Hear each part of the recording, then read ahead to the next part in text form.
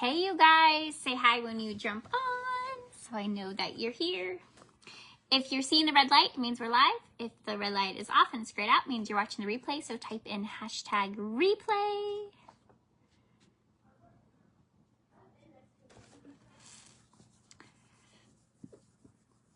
You guys, we're getting there.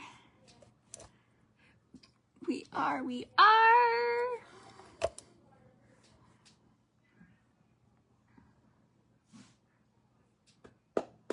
Hey Brenda, how's it going? Happy Wednesday. It is Wednesday, right? Wednesday. It is Wednesday.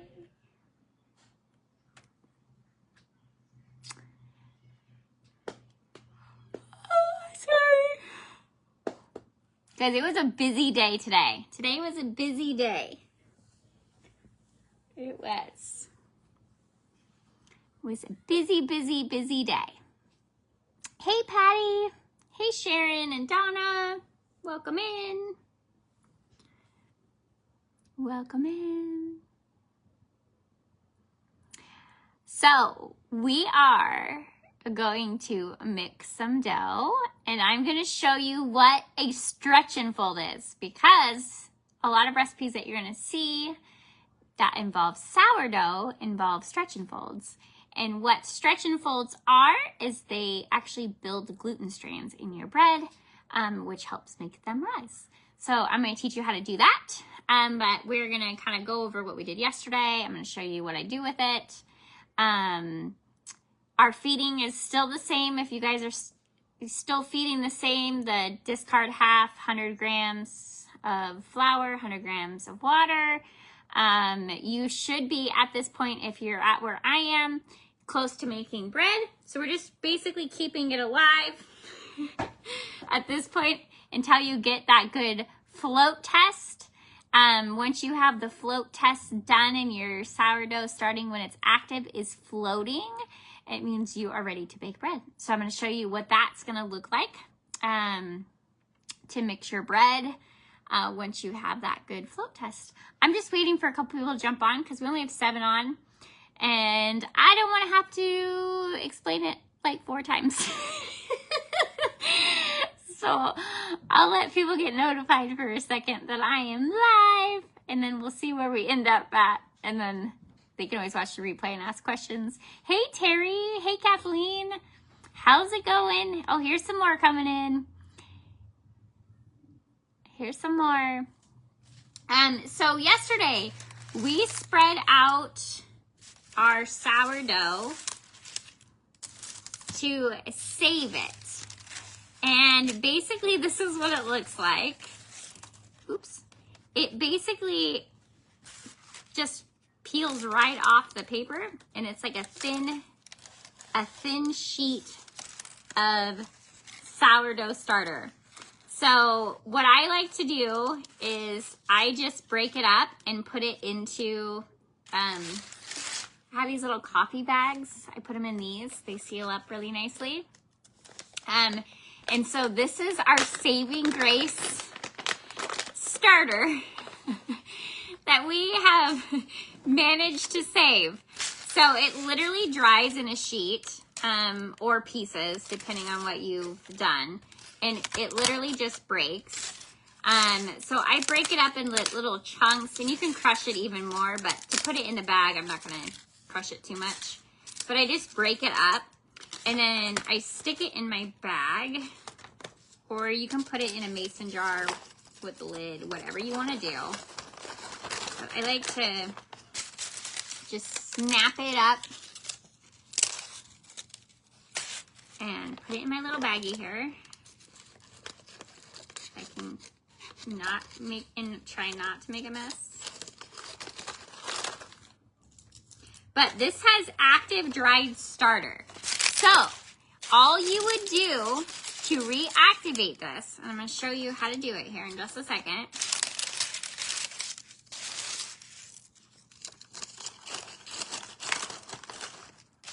In case you ever lose your starter, and I save every bit, you guys, save all the bits.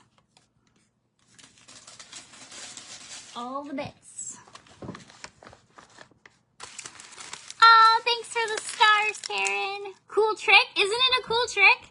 Yeah, so you do all this work to get your starter going. You really want to make sure that you can have a backup. There's your bubbles, Karen. Thank you for the stars. Okay, so I am going to just break this up and put it in here. I might need to get another bag.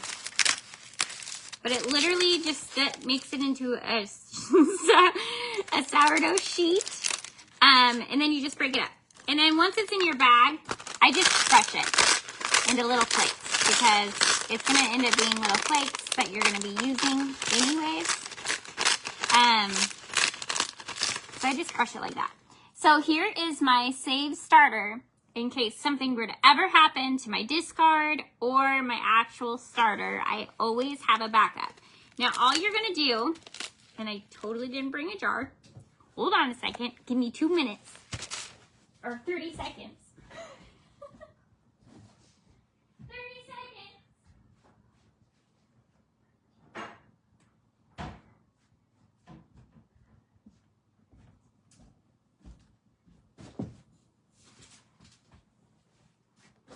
I had to grab a new jar. So all you would do is, so I'm going to break this up on here so I can use some of this. So say the power went out, you lost your starter, you lost your discard, you spent all this time making your starter, but you did save some dehydrated starter, you are in luck. So all you're going to do is take your dried, Peter, take your dried starter, breaking it up here into little chunks.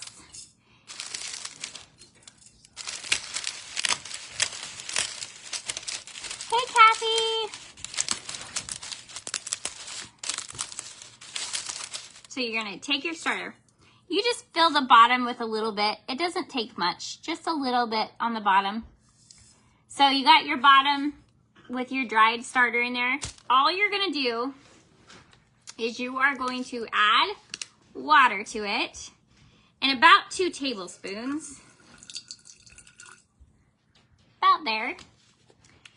And you are gonna let this sit for about 2 hours.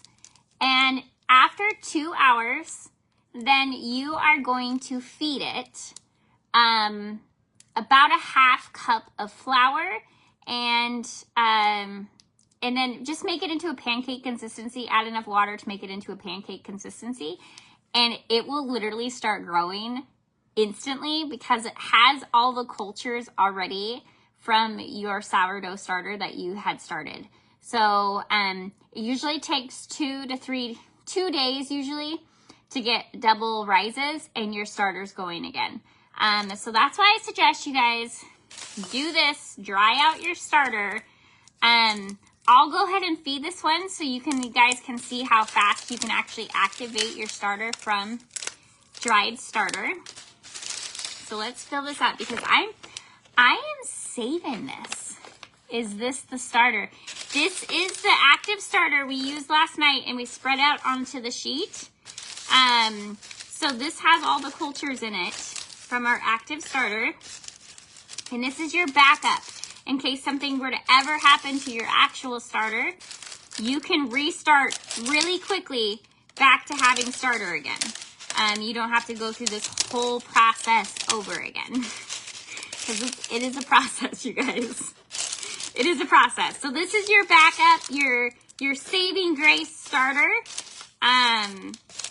And you can do this multiple times. So I give out my starter a lot, and this is how I give it out because it's basically dried. And so I just send it to people like this, and then I tell them how to reactivate their starter. Now I will post the recipe on how to reactivate your starter after I get off here, and what to do it, which is basically you let it sit for a couple hours, you feed it just like you would in your normal starter, and it activates really quickly back again.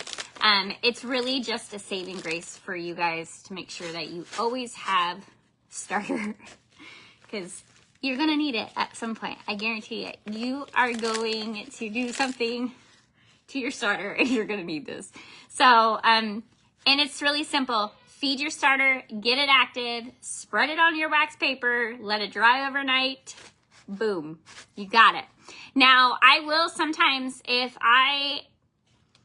periodically, when I get a bunch of starter going, because your starter doubles, you guys, and it doubles, and it doubles, and it doubles, and it doubles. And unless you're making bread, like constantly, if you're leaving it out feeding it, then you're gonna need to do something with it. So sometimes when my starter starts getting out of control, I just do a bunch of sheets of it and then have it on stock. It's just a great way to have a backup just in case, because it is very devastating to lose your actual starter after all the work that you put into it. You have those bags and so they're perfect. Perfect. So yeah, this is how you're gonna save it. Super easy. It doesn't take very long. It's just overnight. Just make sure that you're using your starter when it's actually like in its active growing stage. You don't want to do it with discard. You want to do it with the active starter, so all the cultures are in there to make sure that you can actually get it going really quickly. So that was your saving grace tip of the day. Just so you have it. That part's not really a lot of work. It's a lot of work getting your starter going. Saving starter isn't bad. I mean, I seriously just spread it with a spatula on the paper and then let it sit overnight. So I got started a couple days late. I thought I checked all the things and I didn't realize my water was reverse osmosis. Oh no! I switched on day 5, but I don't have good rises. Lots of bubbles. And that good smell. Should I start over? No, you should just discard a lot of it. So discard, just leave a little bit left in the bottom and then feed it with your new water and flour. And then it will flush out anything that's in there and will add enough cultures in. So you should be okay. You just want to make sure that you discard a bunch of it. Okay, so bread, you guys. So if you are ready, and you're where we're at, I'm gonna show you how I mix a sourdough bread loaf. Now, I normally make, you guys, sourdough's bougie. So if you're gonna make a loaf of bread, do more than one loaf at one time. You will love me for that answer. For one, your one loaf that you make will be gone instantly because everybody loves sourdough. And it's a process to do sourdough bread. So I do about 6 loaves at a time, because I can do them all at one time and do them in bulk. And the process that I spent getting my one loaf, I've gotten 6 doing the same thing. So I suggest you don't do one loaf. You at least do 2 loaves at one time. Otherwise, you're going to be like, this is a lot of work for one loaf of bread. Because sourdough is a lot of work. But you guys, I will also teach you guys how to make regular bread that is not sourdough as well. Because even regular bread is healthier than store-bought bread. So, but sourdough is where it's at. So, you've got your scale, a bowl. You're going to zero out your scale to 0. You are going to use your starter when you've already fed it and it's sorry, somebody called my name and I got all flustered. Hold on, I'm live, Logan. I got it. Okay. It was like, Mom? Whoop, trigger. Okay. So you're going to use your starter when it's active and growing. So it's usually at its peak around, I'm going to say mine's usually at peak at like 5 hours in. It can be at peak to 8 to 12. It doesn't really matter. You just want to make sure you're using it when it's been growing. Because you can actually pour this out and it will keep growing. And if you stir it, it will reactivate it to grow again without feeding it. Go figure. Okay, so for this recipe, this is my favorite recipe for just regular sourdough bread. We're gonna do 100 grams of starter. I'm not gonna stir it, I'm just gonna pour it right from the top. So we're gonna pour right from the top. We're gonna do 100 grams.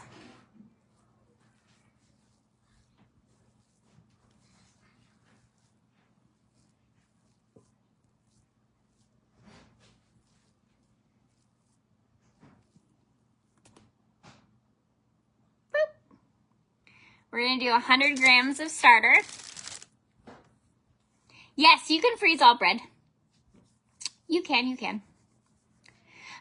we got 100 grams of starter in here. Now I'm gonna zero out my scale. And I am going to do 10 grams of salt. I like to do kosher salt. So we're gonna do 10 grams.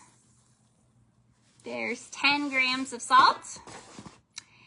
And then we are gonna do 240 grams of water. Now I'm gonna post this recipe, you guys, so you guys will have it. But this is how we do it. I'm basically getting this done so I can show you how to do a stretch and fold. So we're gonna do 240 grams of water.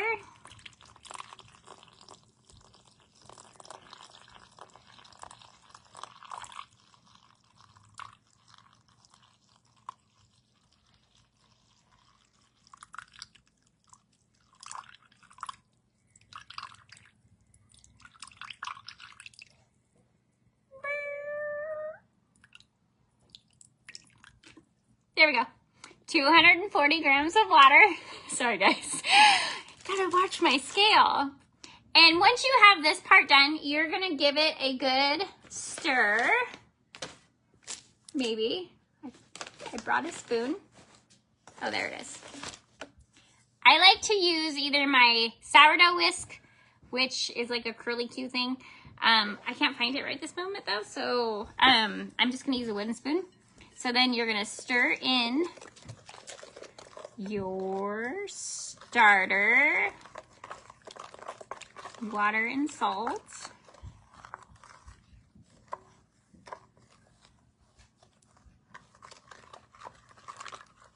You guys having a good day? I had a good day. It was just a really busy day today. Okay, so we stirred in our sourdough starter, 100 grams, 10 grams of salt, 240 grams of water. Now we're gonna cancel out our scale back to 0. And we are gonna add 365 grams of flour.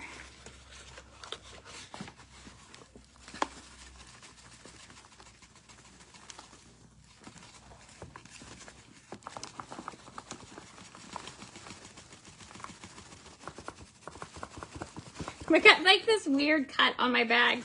I opened it funny, so I'm making a mess. There's a big chunk of flour in here that I just don't want it to fly out. Okay, there's 3, 10, 45, 50. I went over just a little bit.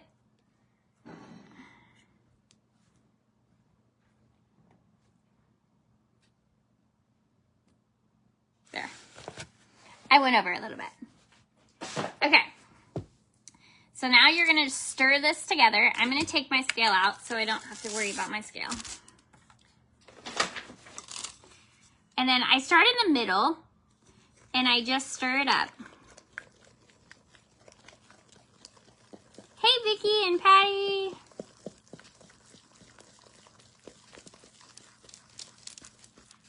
And it's gonna get tougher to stir. It's gonna form a dough.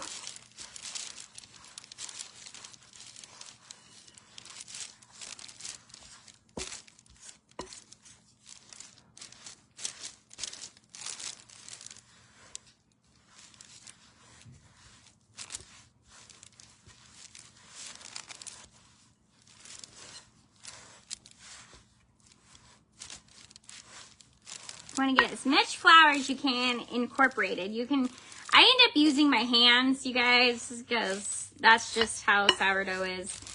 You end up getting a lot of your hand work in there, but we got it mixed pretty good. So now what I'm gonna do is I'm just gonna go in here and press down and just get all the rest of this kind of picked up off my bowl.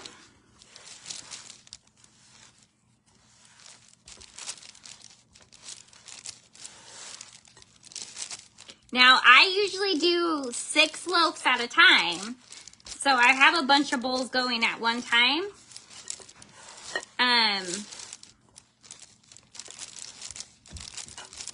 Just getting this into a bowl.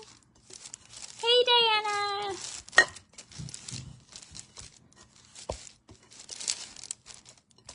So we got a nice dough ball. What I do is I let it sit for 30 minutes. And then cover it with plastic wrap and a towel on top of the plastic wrap. And I let it sit for 30 minutes. It basically lets everything kind of combine and sit there. And then you're gonna go back and you're gonna do, and you'll see it on recipes all the time for sourdough, a stretch and fold.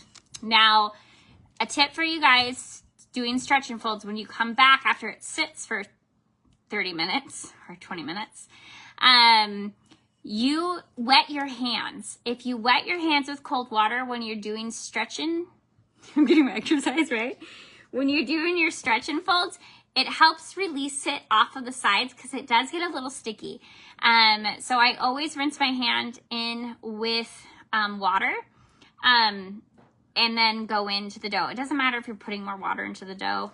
It's just a really great way to actually do a stretch and fold, and it's not sticking everywhere. So I'm not gonna let this sit for 20 minutes. I'm gonna show you exactly what a stretch and fold is. Does anybody in the chat know what a stretch and fold is? We'll do that. We'll ask that. Does anybody know what a stretch and fold is? I'm gonna move this.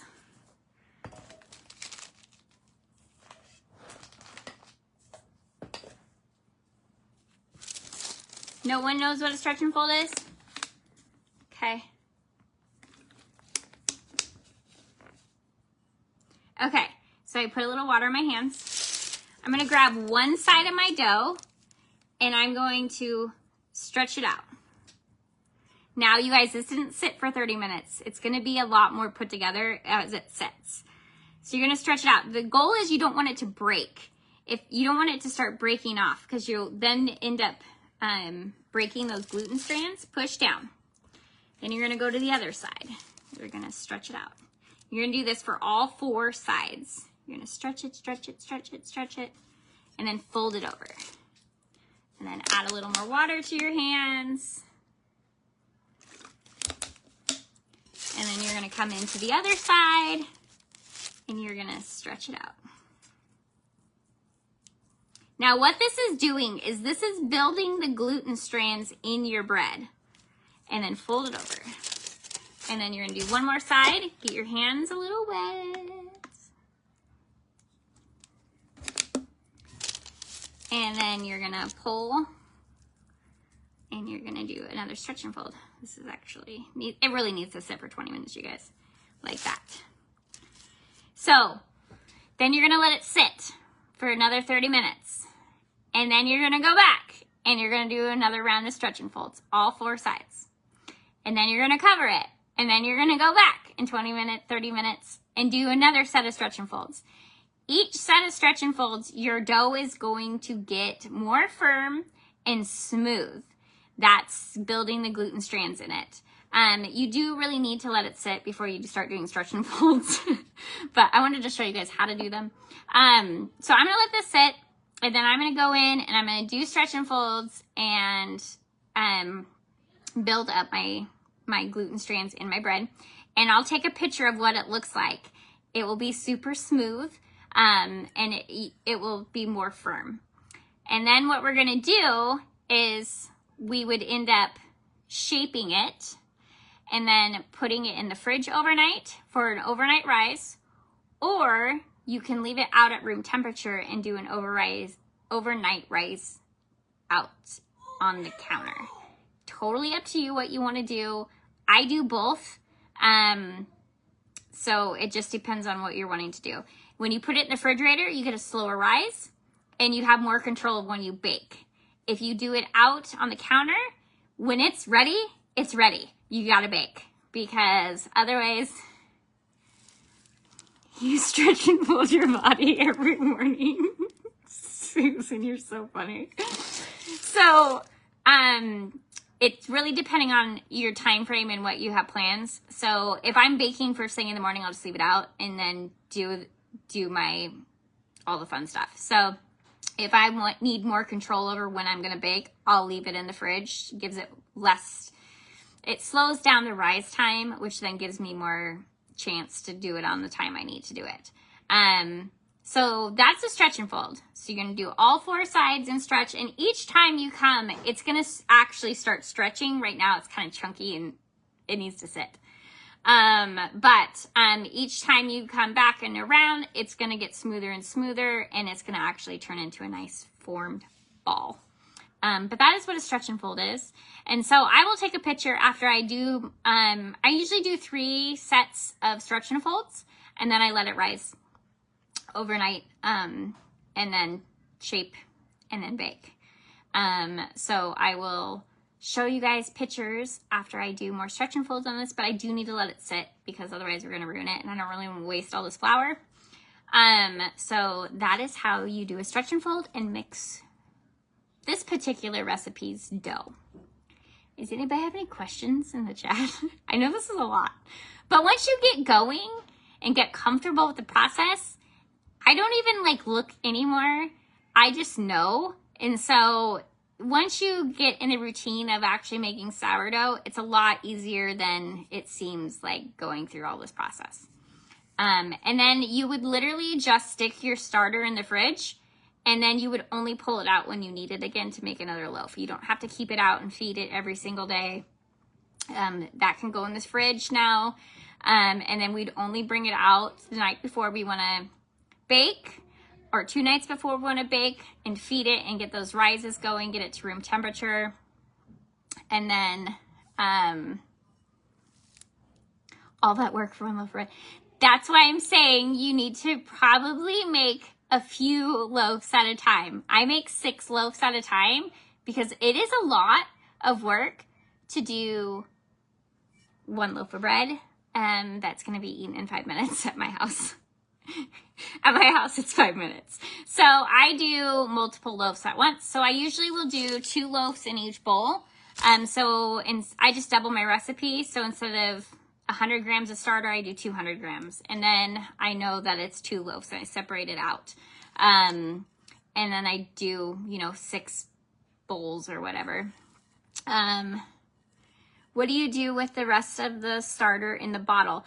I put my lid on it and put it in my refrigerator. So this is gonna go straight in my refrigerator, and then I'll only bring it out when I need it.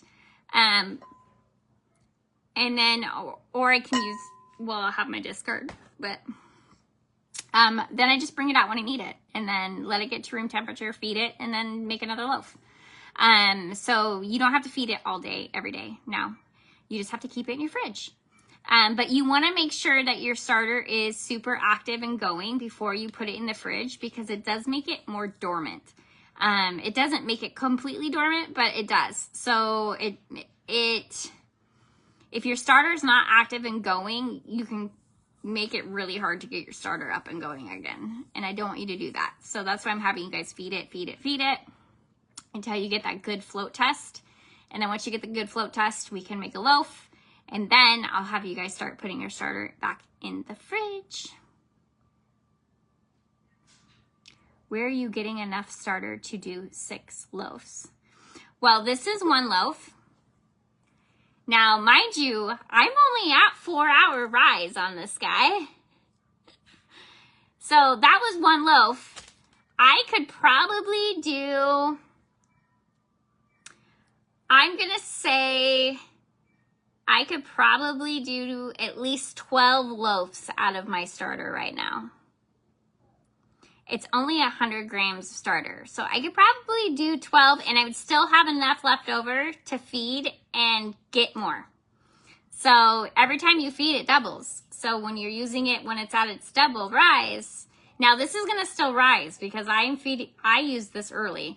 It's not at its full peak rise yet. So, I mean, this will fill back up. But yeah, it's really easy to get a lot of sourdough loaves quite quickly. That's why we keep it in the fridge, because if you guys were to feed your starter every single day, you literally would have a bakery. So you really want to make sure that when you do your... Can somebody shut the fridge? My fridge is alarms. If you feed your starter every day and you leave it out, you literally will have enough starter to have a bakery. It just grows. It doubles every day, every time you feed it. And you just have this oversupply of starter and have no idea what to do with it.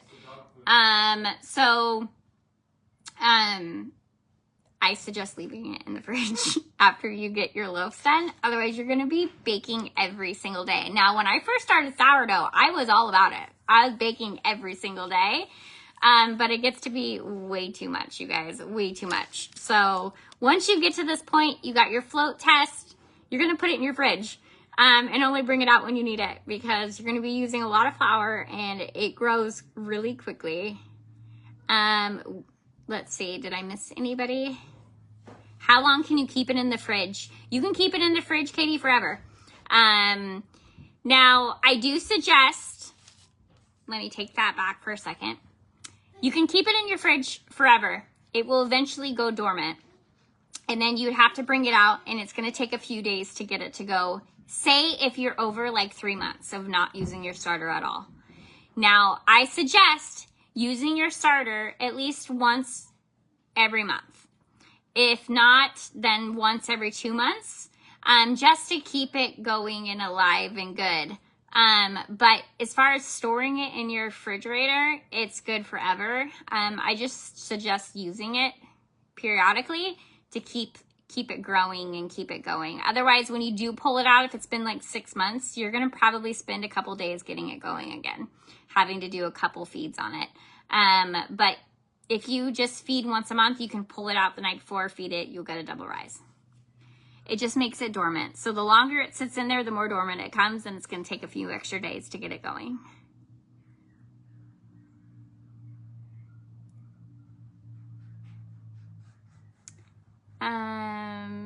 Do you ever get to where you have to start all over? If something were to happen to your starter and the power went out or whatnot, you would have to start over, obviously. And it's a lot of work. That's why I suggest you guys dry out your starter and have some of your active dried starter in, so you can reactivate it really quickly and have starter again right away. That's why I suggest you guys do the dehydrated starter, because a lot can happen. If you have bacteria in your fridge and it gets into your starter, if you leave it out like I did and I fed my starter and then the fruit flies got in it and I had to throw it away, there's many things that can happen to your starter. So always, once you get it active and going, save dried starter, no matter what. Because I don't want you guys to have to start over. That would be horrible. So that's it. That's all you gotta do. Do the stretch and folds every half hour. I do like 3 sets, and then it will get firmer and smoother as each stretch and fold goes. I'll take a picture. I'll show you what that looks like. I'm gonna show you each step of the process, you guys. So we can do anything. So should that freeze dry bag be sealed? You can seal them, but I like to get the air out of them, so I do suck the air out. But this has like a little seal thing on it, so it's not the end of the world. No, I kept them in here and just pour some out. It's air dried. It's flour and water. So, and if you see like something happen to it, start getting funky, then you can make sure you're constantly saving some every once in a while. But I've had my starter for like 8+ months and it's perfectly fine. So just make sure you have a backup. That's all. A lot of people don't do that, and then they lose their starter and then they have to start all over. And it's a big process, you guys, to get your starter going. And it's the hardest part though. Once your starter's going, like you're going to have more starter than you're going to know what to do with. That's why the discard recipes are amazing, as well as doing more than one loaf of bread at a time, for sure. For sure. Any other questions for today's sourdough lesson? And you guys, I am not a sourdough guru. I have done this process myself, been making a lot of sourdough. So I'm sharing my knowledge of what I know. There's a ton of groups out there for sourdough. You know, I'm just teaching you what I know and what I've learned through the process. But those are the things that help me, and it's trial and error, you guys, because trust me, I had a lot of failed loaves at first. I had failed starters. I really went through the process and I was determined to get it right. So I'm sharing it with all you. So hopefully you don't have as many failed attempts as I did when I started sourdough. So it seems scary. It's really not. It's just really the hardest part is getting that sourdough starter going. It really is. So yeah, of course. Of course. Okay, so I'm going to let this sit and cover. I need to cover it. So I'm going to cover this, let it sit. I'm going to do stretch and folds. I'm going to show you what it looks like when it's done with the stretch and folds. And then tomorrow, I'll show you guys how to shape it and how to score it and make it pretty and all of those things. And then we'll bake it. So you can do the loaf with me. You're welcome. All right, you guys, I will see you guys tomorrow at 7 p.m. Feed your starter, discard half, feed it 100 grams of water, 100 grams of flour. If you have changed your feeding schedule to the mornings, great. I am trying to. I still haven't made it to the morning yet. I come down at like 4 o'clock and feed my starter. So, but I'm trying to get it to the morning time because that's when I really want it to be fed. But once you get your starter going, you do the float test, and you get a floater and it's floating, then you guys can start the bread process. And you guys, we do have a sourdough group. It's Midnight Sourdough. Go join the group, because all these videos will be in row in that group. So you guys can come back and watch anything that you need to. And we're going to do discard recipes. We're going to do the whole thing. So, but we'll do it on this page as well. But if you want things organized, go to the group because it will be a little bit better. And I will put all of this stuff together in an organized fashion so that you guys aren't having to scroll through my page to find old videos, because I know that's no fun. But we have to get the videos made first before we can organize them. So thank you for being patient with me. Oh, thank you. I appreciate you guys. You guys are awesome.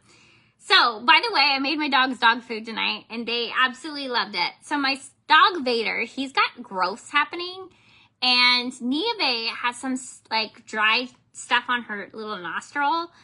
And there's been so many dog food recalls. And you guys, we started eating clean. So I was like, why haven't we actually been doing it for our dogs? So I literally made them, I steamed broccoli and did vegetables and rice and made up hamburger and did their dog food tonight. They absolutely loved it. And of course they love their treats that we make. So, but we're getting it all done, even for the animals. Even for the animals. What's it called again? What is what called again? Oh, my group, Midnight Sourdough. I don't know. I'll share it. I'll share the group on the page. I don't even know my own group page, you guys. How bad is that? You guys, I got more bubbles, it looks like. Thank you for the bubbles, whoever sent it. I'm assuming it's Karen. Thank you. Hey, Kim, or Amy, aka Kim. So that's it, you guys. I'll see you guys tomorrow. I'll take pictures though. I'll share the group. I'll share the recipe. And I think that's it. All right, guys. Bye. Oh, by the way, we are going to be crafting this week. I'm hoping tomorrow night that we can craft after we do sourdough. I'm just trying to keep the sourdough videos separate than the crafting videos because then they get intermingled. And so I'm going to probably be crafting tomorrow night after sourdough. And I did also get my chapstick tubes in, so we need to make chapstick. So we're going to do that as well. All right, you guys, love you all. Bye.